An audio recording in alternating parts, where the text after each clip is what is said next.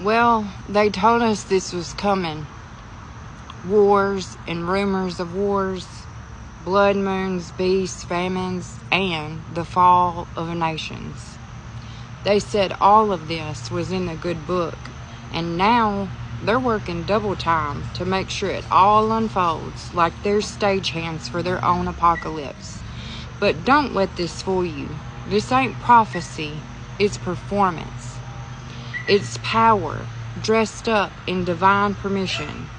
They lit the fire and pointed to the flames and said, "See?" Just like Revelation said. But this ain't the end of the world.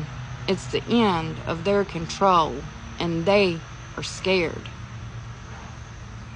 See, they've fed us a steady diet of doom and taught us to wait for a sky-splitting rescue while they drained the earth and banked our fear. And now, there are some who've been waiting for this fight. Not out of hatred, but out of habit, boredom, or an ache to matter. They've been trained to think glory lives in gunfire, and that purpose wears a uniform, and meaning comes with mission. But what if the real war was never out there?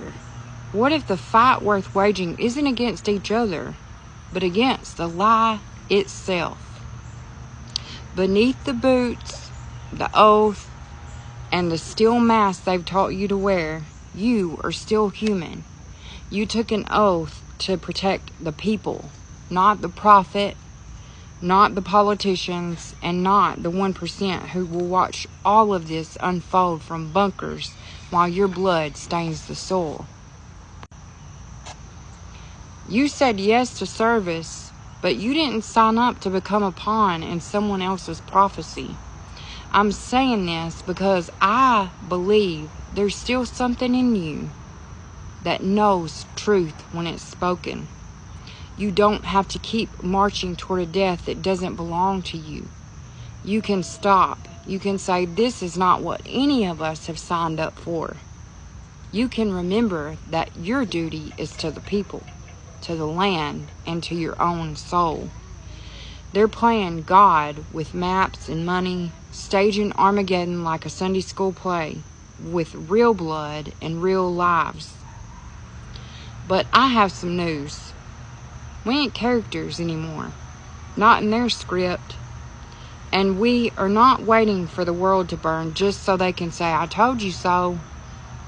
Because deep down, we have to remember another story. One older than empire, older than pulpits and politics. A story that was whispered long ago in dirt roads and told around kitchen tables, in sweat, in song, and survival. It says, this world is not ending, it's waking up. And the real judgment ain't the fire from the sky. It's in the choice, what we choose to do now. So let all the preachers scream and let the headlines spin. Let the powerful try to pull the sky down on our heads. But I'll tell you this. We were all born for a time such as this. Not to fear it, but to remember through it. To see the smoke and know the difference between God's wrath and man's greed.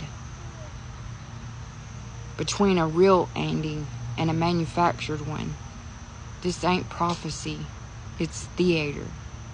But we're the ones who remember. We don't need a script to know what's true. So tell me, how much longer will you read from their script, play the part they wrote, and call it freedom?